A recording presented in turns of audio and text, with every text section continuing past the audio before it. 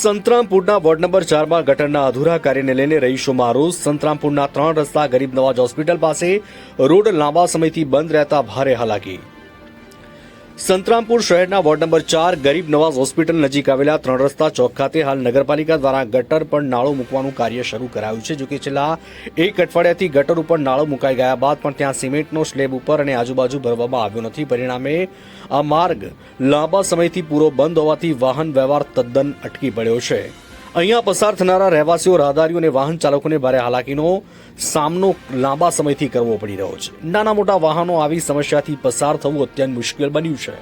રહેવાસીઓએ આ વિષયમાં ભારે અસંતોષ વ્યક્ત કર્યો અને તાત્કાલિક માંગણી કરી છે લોકોએ કે સંતરામપુર નગરપાલિકામાં આયોજન સાથે ગરીબ નવાજ હોસ્પિટલ પાસે બાકી રહેલ કાર્ય વહેલી તકે પૂરું કરે અને આ 3 રસ્તા ગરીબ નવાજ હોસ્પિટલ પાસે ચોકનો માર્ગ ફરીથી વાહન વ્યવહાર માટે ખુલ્લો કરવામાં આવે તેવી માંગ કરી રહ્યા છે.